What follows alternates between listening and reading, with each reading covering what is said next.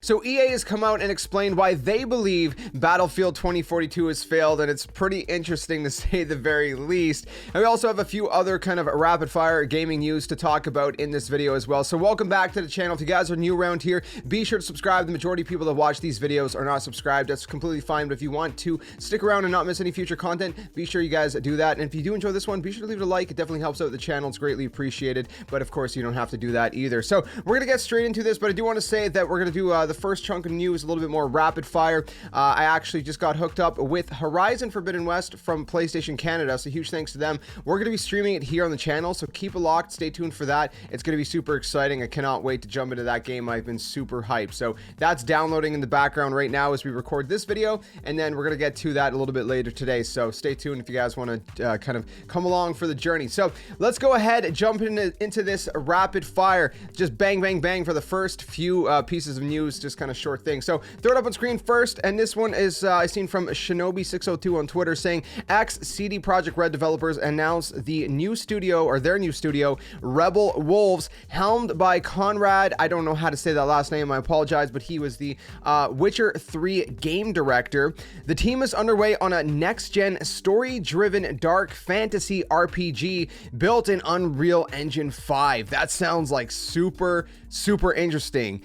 Story-driven dark fantasy RPG in Unreal Engine 5. Dude, I am so down for that. I cannot wait for whatever they have in store. You can read more about that on the HollywoodReporter.com. I'll link that down in the description below. Next up, The Last of Us TV show. This is from the Bellion on Twitter, tweeting out that apparently the show is not to be expected until 2023. I'll throw up the quote that we got from the article, and it says that it's not going to air in 2022. They're still shooting in Canada. Hey, that's where I am. I imagine you will see it in 2023. So I guess even that's not necessarily concrete. HBO and HBO Max chief content officer. Sorry, I don't know what I'm saying. Officer Casey Bloys told Deadline during an interview tied to TCA. So again, I guess we're not going to be getting The Last of Us TV show until at least 2023, but that's still kind of not set in stone either. Who knows what happens in life, right? You never know. Next up, Gran Turismo 7. If you go to the game page on the PlayStation site, you can actually see in the part that's highlighted blue that if you buy the physical edition, there is going to be 2 discs. So they wanted to make sure that all the content was going to fit in the physical version, and so they have a 2-disc version. It's kind of a throwback, man. Some of the old school Gran Turismo games had 2 discs as well, and other PlayStation games back in the day. So it's pretty crazy that we're getting that again for Gran Turismo 7. So 2 discs to fit all the content on 2 Blu-ray discs at that. So pretty cool stuff there as well. So to wrap this all up, EA talking about Battlefield 2042's failure and why exactly it failed. This is coming from an exclusive from Xfire by Tom Henderson. We've been hearing a lot of different things coming from Tom Henderson lately, and this one as well. So it's pretty crazy stuff, honestly. I'll throw up the title of the article up on screen first. You guys can read it. So it says EA acknowledges the Battlefield 2042 failure with town hall post-mortem. So this was kind of like an internal meeting that they had. EA management ran a company town hall meeting called today, giving previously unknown insight as to how the launch of Battlefield 2042 has been perceived internally by key executives. Now, I will link this whole article again in the description below because there's a lot in here that I don't want to go through every single tiny detail, but there is one specific thing that I do want to cover, and I'll throw that up on screen right now because it's really interesting. So it was then revealed the Battlefield 2042's bug count ratio got to historic levels for a DICE game, and mock reviews prior to launch were in the high 70s to low 80s. Following the game's launch, DICE rolled out its Day 1 and Day 0 patches to get the bug count down further.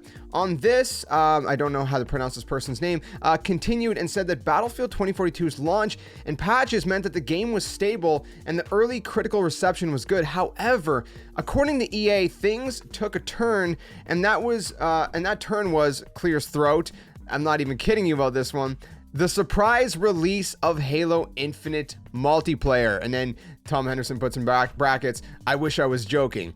So according to this person, the comparison between both games was not favorable because Halo Infinite was a very polished title, whereas Battlefield 2042 contained bugs and wasn't as polished. So they're literally comparing Battlefield 2042 to Halo Infinite, and partly blaming Halo Infinite's surprise, well, the multiplayer surprise launch. Because remember, we had Halo Infinite multiplayer just kind of come out of the blue here. This is just too much, man. We had Halo Infinite multiplayer launch surprisingly, and apparently that is partly why Battlefield 2042 didn't do as good. Which is the reason it's funny is because they're two very different games. I mean, one of them is very sci-fi, like Halo Infinite is sci-fi. It's Microsoft exclusive. Battlefield 2042, yeah, it's futuristic, but it's more of a realistic kind of shooter. I don't really see the two being competitive with each other in a normal kind of sense. I mean, I get that obviously players have to choose what they want to focus playing on. There is that side of things as well. But in a normal sense, I just don't see the two being at odds with each other in the normal kind of sense, you know? But it's kind of amusing to hear that they're partly blaming Halo Infinite for the failure of Battlefield 2042. I mean, they did go on to talk about, you know, bugs and performance and all of that, and the game not aligning with player expectations, game design and feature choices, and they did touch on that. But just to even throw in Halo Infinite into that list of you know, reasons of why Battlefield 2042 failed was kind of amusing to say the very least.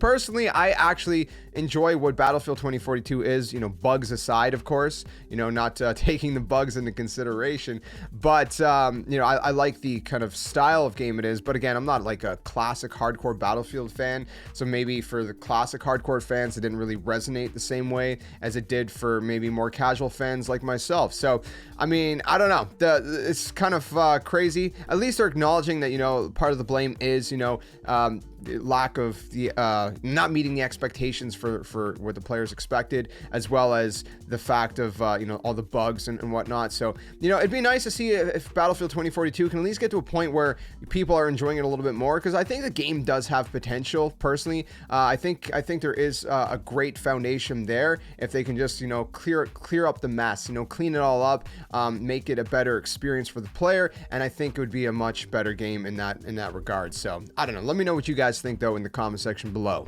So with all that out of the way, let's check out the comment of the day, which is coming from the video. A huge game announcement and a big classic game finally returns. This one again from Rock Zupan, Zupin, I'm not sure if I'm pronouncing your name right, my friend, I'm sorry, who says, I will watch the BioShock movie on Netflix. I am so excited. I think a lot of people are really pumped about the BioShock movie that got announced. Who knows when it's going to release? I wonder if that's the movie, by the way, that Dwayne "The Rock" Johnson was saying that he was going to be in some kind of video game movie. It might be that, or it might be something else, even at that. Who knows? I'm not really sure. Your guess is as good as mine, but maybe. So let me know what you guys think about the BioShock movie, and leave your comment down below. I'd love to feature some of your guys' comments in future videos and whatnot as well. So anyways, that's gonna wrap up this video. If you guys enjoyed it, be sure to drop it a like so it helps more people see it and all that good stuff. It really helps the channel and all that. If you didn't like it, that's completely fine, but do let me know what you didn't like so I can improve the content in the future. And again, if you want to stick around for more content, be sure to subscribe, hit the notification bell, even if it doesn't work half the time, it's okay. And you can also check out all the social links down in the description below. Stay safe, stay well. See you guys soon, another one. Until then, my friends, game on. Thanks for watching.